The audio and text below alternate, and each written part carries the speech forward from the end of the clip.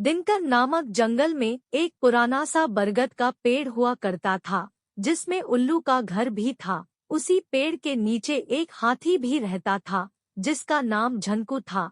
एक जगह पर रहने की वजह से उल्लू और झनकू हाथी के बीच अच्छी दोस्ती थी। इधर हाथी सारा दिन जंगल में मस्ती करता था। कभी वो गन्ने खाता, तो कभी अपनी सूंड में पानी भरता और अपने ऊपर फेंकता। उधर उल्लू सारा दिन सोता और रात होते ही झनकू के पास जाकर ढेर सारी बातें करता था। ऐसे ही दोनों का समय अच्छे से कट जाता था। एक दिन हाथी घूमकर शाम के समय बरगद के पेड़ के पास लौट रहा था।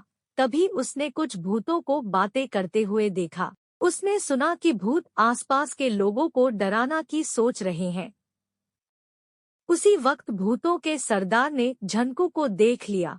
वो जोर से चिल्लाया, पकड़ लो इस हाथी को। कुछ भूत झनकू को पकड़ने के लिए उसके पीछे भागने लगे। भूतों के सरदार के पास खड़े कुछ भूतों ने पूछा, ये कौन था सरदार?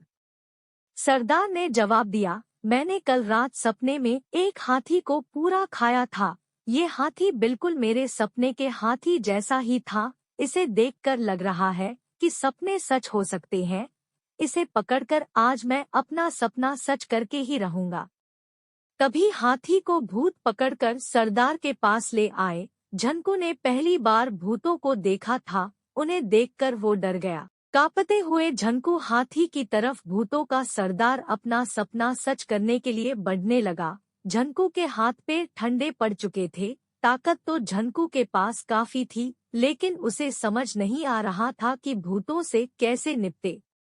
उसी समय झनकू का दोस्त उल्लू वहां पहुंचा। चिल्लाते हुए उल्लू हाथी के सिर पर बैठ गया और कहने लगा, आज मेरा सपना पूरा होगा। यही है वो जिसे मैंने अपने सपने में देखा था। हाँ, यही है वो। उल्लू की ऐसी बातें सुन भूतों के सरदार ने पूछा, अरे क्या हुआ है तुम्हें? क्यों चिल्ला रहे हो और क्या कहना चाहते हो? कौन यही और कौन सा सपना? जवाब में उल्लू ने कहा कि देखिए, मैंने कल रात सपना देखा था कि मेरी शादी हो गई है। मैंने जिसे अपने सपने में देखा था उसका चेहरा आपके बगल में जो खड़ी है उससे मिलता है। अब मैं इससे विवाह करके अपना सपना पूरा करूंगा। तभी उल्लू सरदार ने बताया कि वो भूतों की रानी है और तुम्हारा ये सपना सच नहीं हो सकता है। उसी वक्त भूतों की रानी भी चिल्लाते हुए कहने लगी कि मैं एक उल्लू से शादी कभी भी नहीं करूंगी। भूतों के सरदार ने उस रानी से कहा कि चिंता करने की कोई बात नहीं है। यह है ही उल्लू, इसलिए ऐसी बातें कह रहा है। सपने सच थोड़ी होते हैं।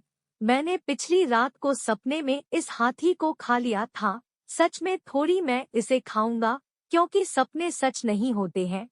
सपनों को सपना ही रहने देना चाहिए। इतनी बात सुनते ही झनकू तेजी से अपने बरगद के पेड़ की तरफ भाग गया। हाथी के वहां से जाते ही उल्लू ने भूतों के सरदार से कहा, आप लगते तो हैं उल्लू ही, लेकिन बातें और काम समझदारी की ही करते हैं।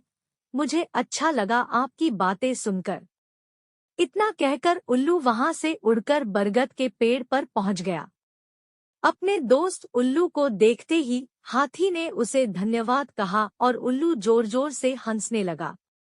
हाथी ने पूछा, क्या हुआ? उल्लू ने कहा कि मैंने भूत की बातें सुन ली थी। वो तुम्हें अपने सपने की वजह से खाना चाहता था, इसलिए मैंने भी उसे झूठा सपना सुनाकर बेवकूफ बना दिया। फिर उल्लू ने हाथी से कहा कि दोस्त, तुम्हें न तो मुझे धन्यवाद कहने की जरूरत है और न ही उससे डरने की। दोस्ती में धन्यवाद की जगह नहीं होती है। तब कहीं जाकर हाथी को राहत की सांस आई और दोनों दोस्त मिलकर भूतों के सरदार की नासमझी पर हंसने लगे। कहानी से सीख। दोस्ती अगर सच्ची हो तो वो हर मुसीबत में आपके साथ खड़े रहते हैं।